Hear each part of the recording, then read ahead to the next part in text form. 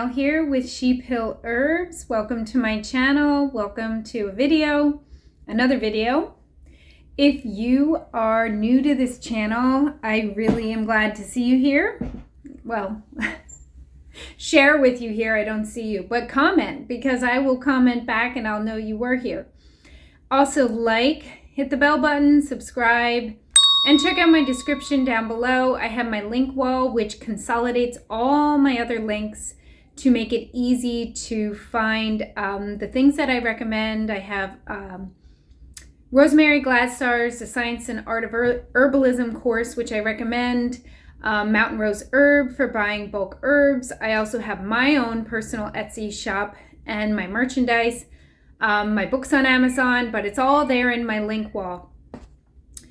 In this video, I am going to show you some plants that I pressed probably a good 6 weeks ago now. So I made the video, and I will link that in the description, where I demonstrated how to press flowers, press herbs in a plant press. And I'm going to just hold this up.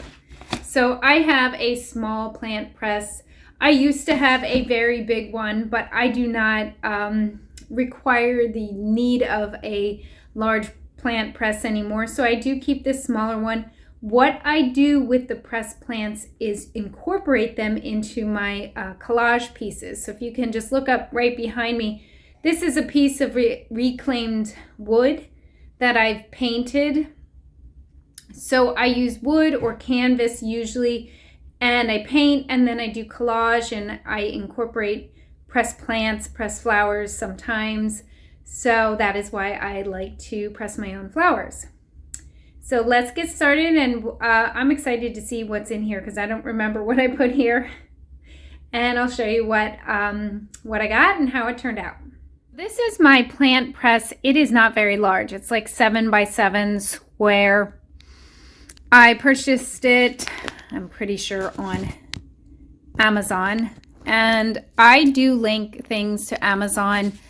I would really prefer to buy everything local, small business. And I know it's just not altogether possible.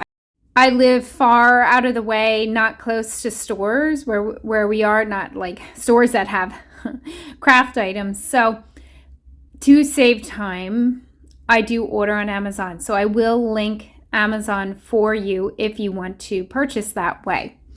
So this press is a board for the top and the bottom, and then it has these Velcro attachments for the straps, and then in between is cardboard. And to be honest, you can also make your own plant press. It's really not that complicated. I mean, you can see what this is.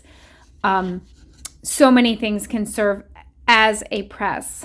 And at one point, I did have a large one that a friend made me when I was in art school. And it had like nuts and bolts, like these big bolts. And it was like there were holes, and I would tighten it. And it was really big. But the thing is, it was big and it was kind of clumsy. And I found like this is just perfect. It's small. It's good enough. And I don't need a lot of my pressed plants. It works perfectly for the use that I have. Yay, I just opened the first top part, and I have a beautiful black-eyed Susan here. A mimosa leaf and kale. So it was past summer. It was like, I don't want to say late fall, but fall. I didn't have as much wonderful floral variety that I would have had in the summertime, but I collected the interesting plants and leaves that I could. So in between each layer, I use this cardboard square. I'm going to take this off. Oh, this one's great. I'm going to turn this around. And I thankfully labeled everything. So I got my black-eyed Susan, this awesome morning glory, and some more kale leaves. So what I'm going to do, and I have a box where I put my pressed plants. I actually will just take the paper and lay it in the box so that I can have everything remain labeled And so I'll have to cut new paper when I do a press again. Oh boy, this one turned out amazing. This is my Hydrangea, and this is an amazing plant to press. Look at that. So amazing. Okay, I have the date here, 10/28. So it is almost 2 months since it's like close to the middle of December. So it was late fall when I did this. Look at that. That is just so beautiful. So lifting up the cardboard, and I have a large mimosa leaf, and that is going to be it for what I have in this press.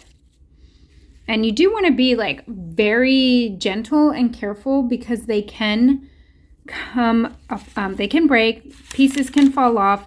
So I'm just like going to carefully stack it here and then put that in my box. I'm going to try to show you one other thing. So then as I reach, when I work with the pressed plants, I use decoupage. Now, I will link Podge because that is what's on Amazon. This Craftsmart I bought at Michael's in person, but I did not find it on Amazon to link. So it's basically a glue here, water-based sealer, glue, and matte finish. You can get gloss finish. I think you can get like sparkle finish, like all different kinds of finish. I usually like to use matte because when I'm working with my artwork or a canvas, I have found that if I use a gloss finish and I hang up the finished piece, it's too shiny and you can't see correctly. Like it just has this like reflection. So I like to use the matte.